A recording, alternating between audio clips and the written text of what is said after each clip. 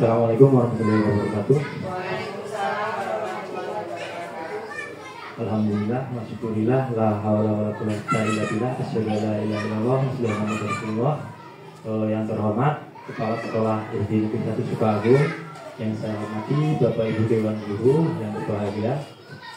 Puji syukur, marilah kita berdoa kepada Allah Subhanahu wa taala, yang mana pada pagi hari ini kita masih diberikan kesempatan kesehatan sehingga kita masih bisa berkumpul dalam keadaan sehat walafiat. Bapak Ibu Dewan Guru, pada kesempatan yang berbahagia ini saya akan mencoba mempresentasikan hasil tugas saya selama saya mengikuti kegiatan PKG olahraga.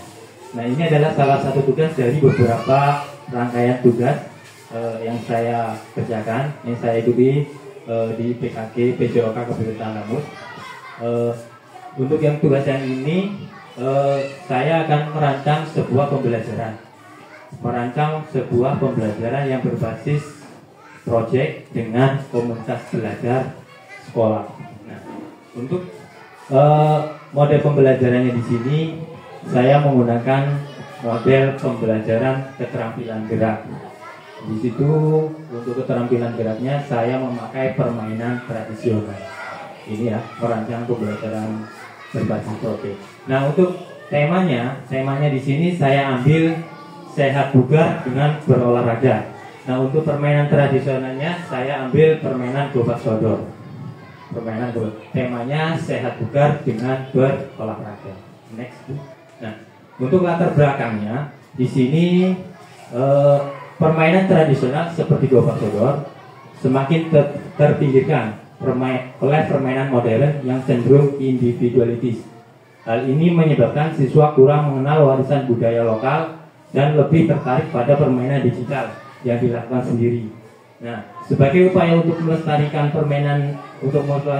budaya lokal, meningkatkan keterampilan fisik serta mengajarkan nilai kerjasama dan sportivitas, pembelajaran berbasis proyek ini dirancang dengan melibatkan siswa dalam permainan gobak sodor.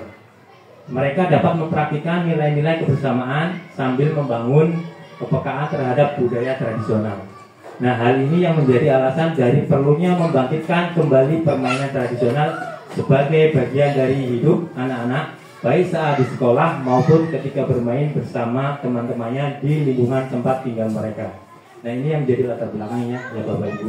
Sedangkan untuk tujuan pembelajarannya, ini yang pertama, memperkenalkan dan melestarikan permainan tradisional sebagai bagian dari warisan budaya bangsa.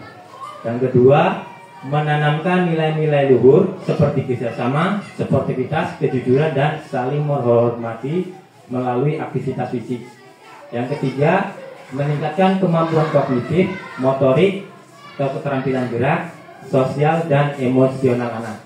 Yang keempat, mendorong aktivitas fisik dan mengurangi waktu yang dihabiskan untuk gadget atau HP dan sebagainya. Next.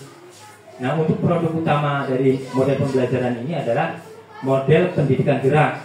Nah, ini melalui demonstrasi keterampilan motorik dan fisik dikombinasikan dengan kegiatan sport edukasi model dalam permainan tradisional gobak sodor.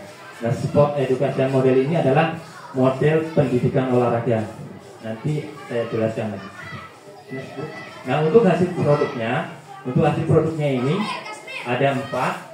Dan ini pada minggu pertama peserta didik didampingi oleh guru untuk menyusun ke panitiaan SIN.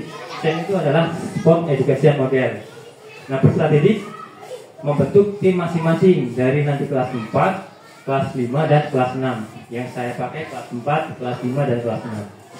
Dan selanjutnya pada minggu kedua dan ketiga peserta didik melakukan latihan permainan gobak sodor baik di sekolah maupun di lingkungan tempat tinggal. Nah, ini nanti di minggu kedua melakukan latihan baik di sekolah nanti atau ada penugasan lagi di tempat mereka tinggal masing-masing.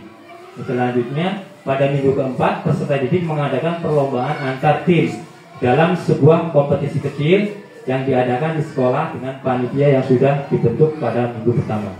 Nah, untuk hasil produknya, produk yang dihasilkan nanti ini akan dipublikasikan menggunakan platform media sosial seperti Facebook, YouTube, Instagram, TikTok, dan lain sebagainya. Nah, untuk pertanyaan kunci ini di sini saya ambil dua.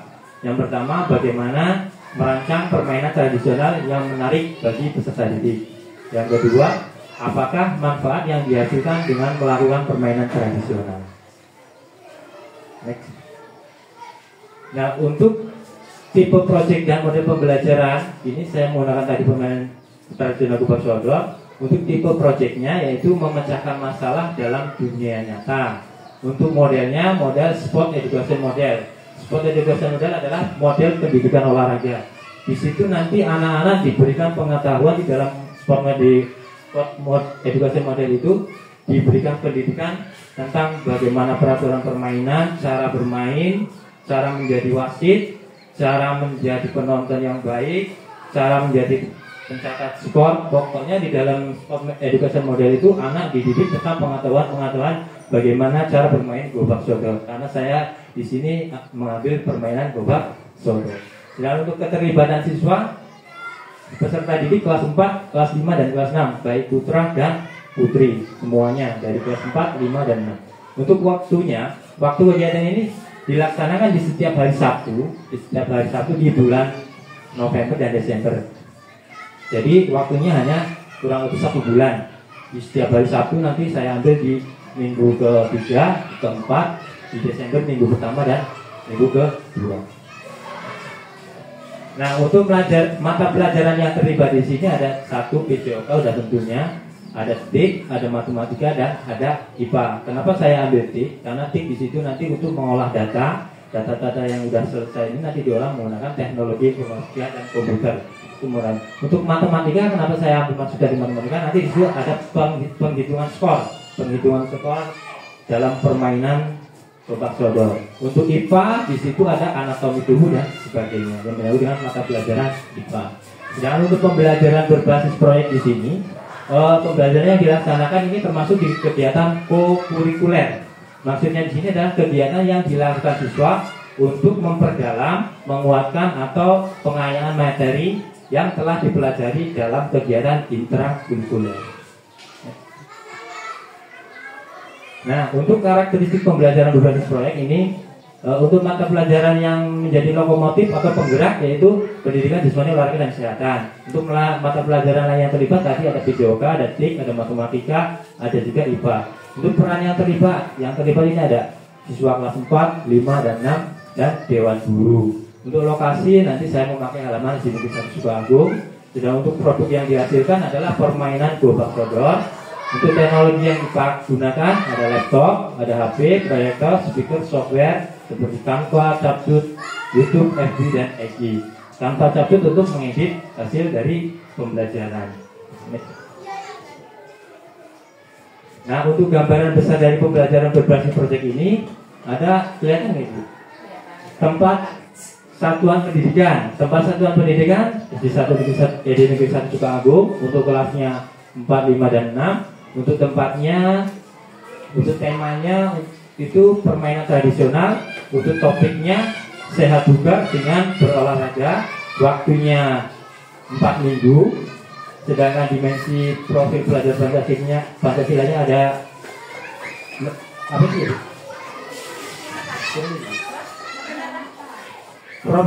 Dimensi profil pelajar Pancasila.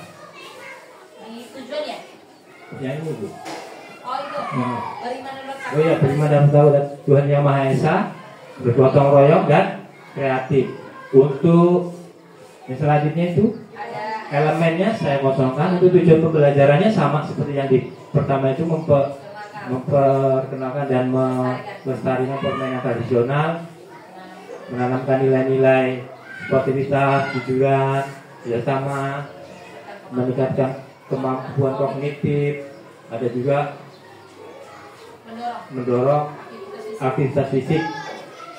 Dan selanjutnya ada pembagian peran. Nah, di sini ada beberapa pembagian peran. Yang pertama, kepala sekolah ini selaku sebagai pembina dan pengarah proyek.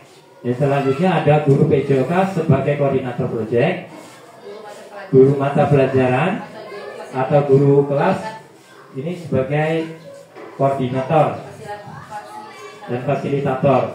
Untuk asetnya di sini ada aset manusia seperti dewan guru dan peserta didik, ada juga aset lingkungan untuk halaman sekolah, ada juga aset fisik seperti halaman lingkungan sekolah, ada juga aset finansial. Kalau aset finansial ini termasuk di pendanaan.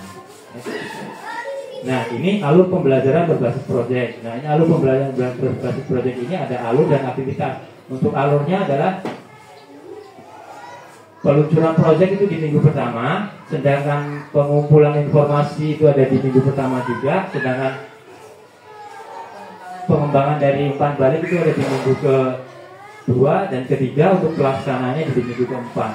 Untuk presentasi ini nanti akan dipublikasikan melalui media sosial seperti YouTube, FB, dan Instagram atau TikTok. Nah, ini Bapak Ibu, demikian rancangan pembelajaran yang saya buat untuk kegiatan pembelajaran berbasis proyek yang akan saya lakukan nanti. Mudah-mudahan bisa terlaksana dengan baik. Dan dalam hal ini saya nanti meminta bantuan dari Bapak Ibu Dewan Guru untuk terselenggaranya kegiatan proses pembelajaran berbasis proyek yang saya lakukan. Nah, demikian Bapak Ibu presentasi dari saya. Mungkin kalau ada umpan balik dari Bapak Ibu silakan mengenai PKG saya atau tugas saya, monggo silakan.